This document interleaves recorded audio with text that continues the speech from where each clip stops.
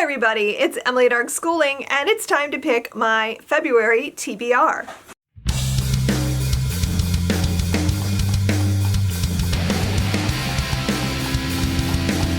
I have been letting the jar tell me what to read since last year. I have many a prompt in here to help me read my shelves. That is my goal, is to read the things on my shelves, especially the things that have been there for a long time. So last month was only semi-successful. I only read one of the things from my Philippa Gregory books that I needed to read, but that's fine. I did read something that had been on my shelves for a long time. So let's go ahead and choose some things. So I'm going to grab two. There's one. I'm going to grab one like all the way from the bottom. Let me get all the way down here. Okay. I don't even remember anymore what I have in here.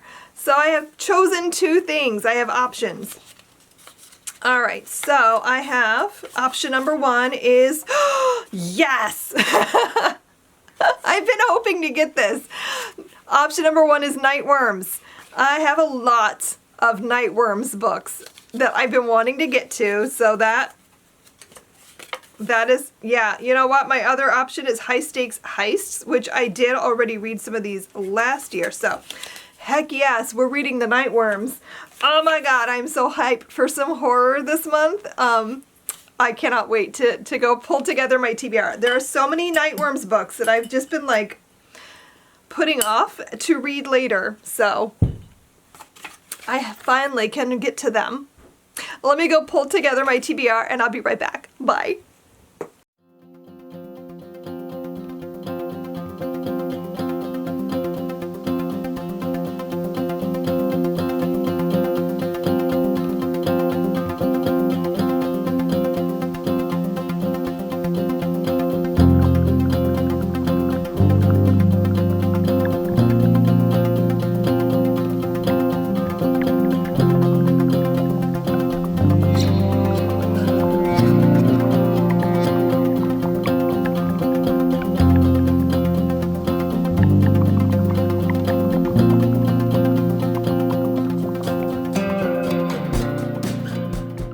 Pulled together my TBR.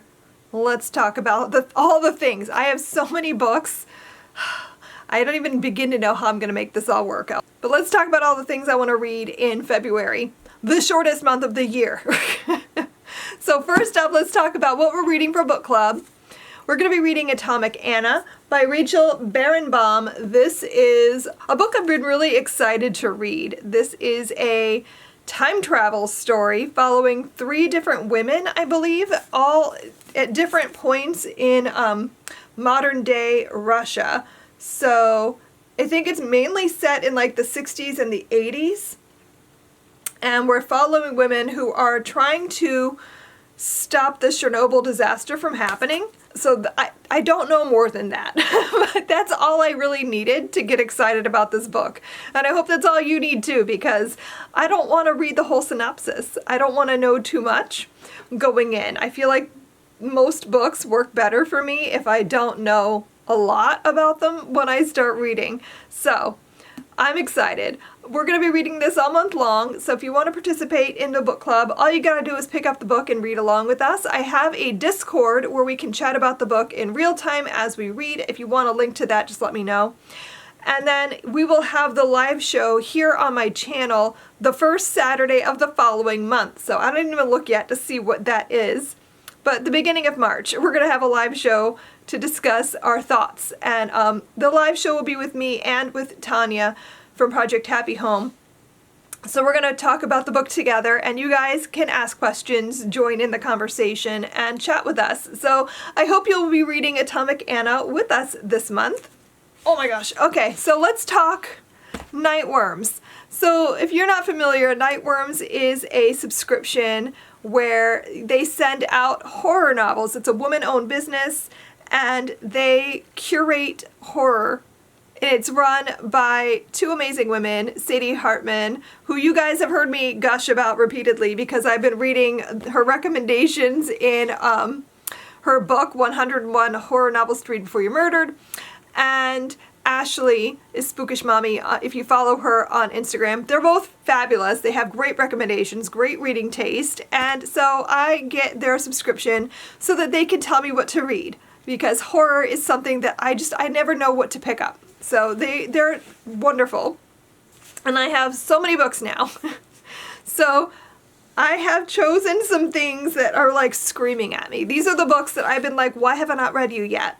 I have Just Like Mother.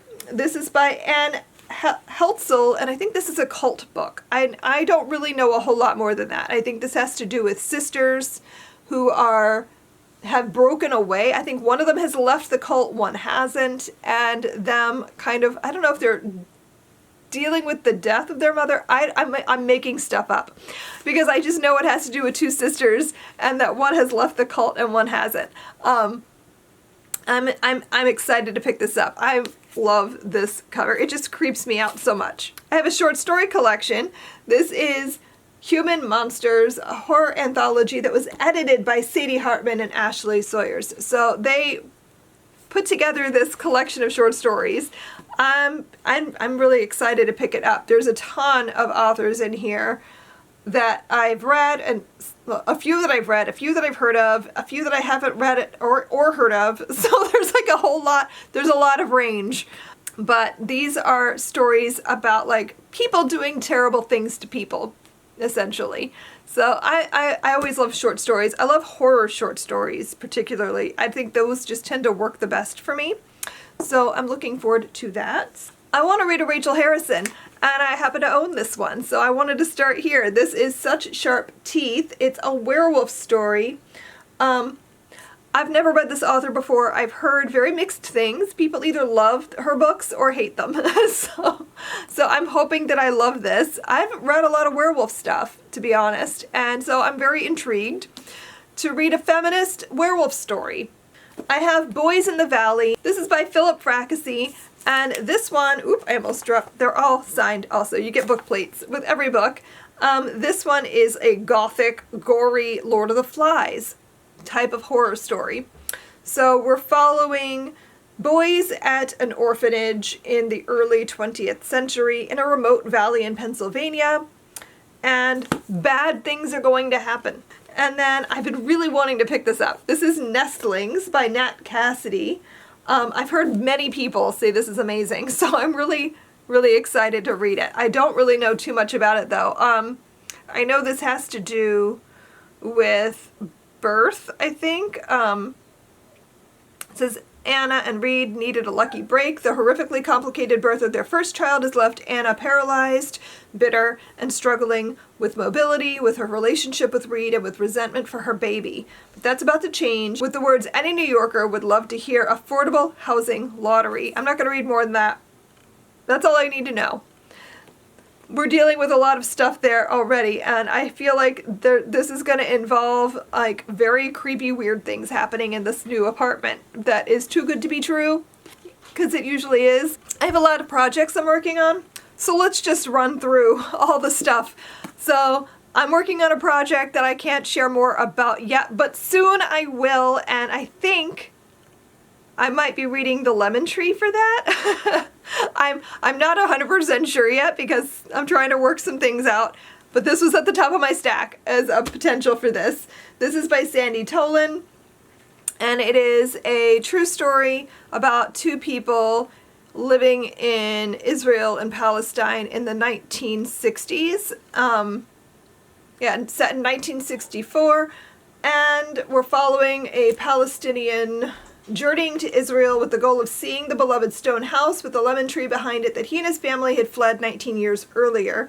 To his surprise, when he found the house, he was greeted by Dalia Ashkenazi Landau, a 19-year-old Israeli college student whose family left Europe for Israel following the Holocaust.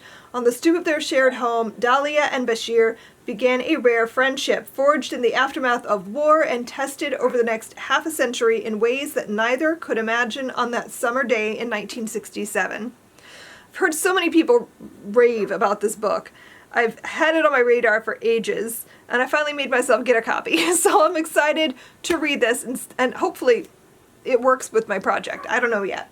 I'm still reading Sybils Books because I only managed to get to 4 of them in January, so I have 3 more to go to read all 7. So I have these I got at the library. I have Tethered to Other Stars by Elisa Stone Lay. I don't remember what this is. Yeah, this one has to do with a Mexican-American girl and the immigration police. And then I have Simon Sort of Says by Erin Bow, which has to do with school shootings. So I have both of these. I couldn't get a copy of What Happened to Rachel Riley, and I can't remember the author's name, but I'll put it up on the screen. But I couldn't get a copy of that. The library has it, but somebody's checked it out. But I did find the audiobook, so I'm hoping to get to that so that I can finish all 3 of these, because there's going to be a video coming out later this month where I read all of them, review them, and choose who I believe the winner should be, and then we'll see if I'm right. The Sybils get announced on Valentine's Day, so that's a project I'm working on. I'm also working on the Level 11 update, and I have several books that I wanted to try to get to, but I don't think I'll get to more than 2 of them this month. So I'm going to be reading Fatal Throne, The Wives of Henry VIII Tell All. This is a collection of stories where each wife is taken by a different YA author. I've already read this and loved it. I think it's a really great introduction to Tudor England, to the 6 wives of Henry VIII. I just think it's really well done. So I feel like it fits really well in Level 11. And of course, I wanted to try to get Babel in there. As soon as I finished this last year, the first thing I said to myself was, this needs to go in Level 11. It just feels like it belongs there. So, it's a big book. I'm hoping I can make that happen. I feel like I read it relatively quickly the first time, but I also wasn't writing lesson plan. Like, lesson planning a book slows the whole process down.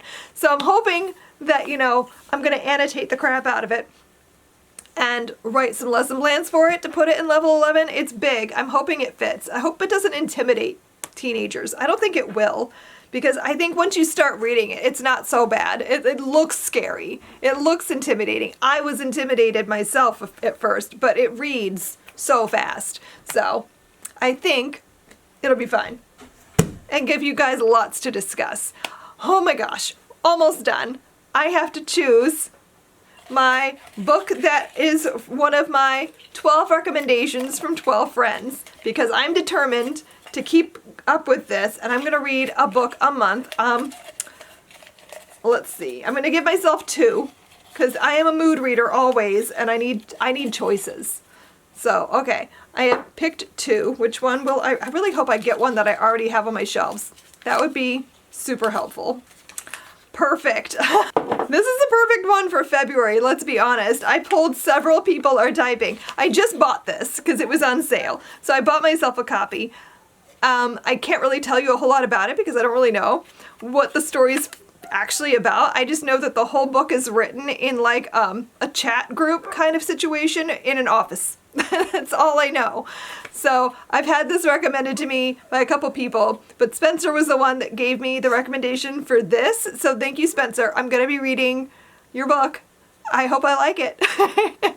So that is everything I'm going to be reading in February. Let me know down below in the comments if you've read any of these books, what you think I should pick up first. Let me know what you're excited to read in February, and we can chat about it. Thanks so much for watching, and I will see you guys next time. Happy reading. Bye.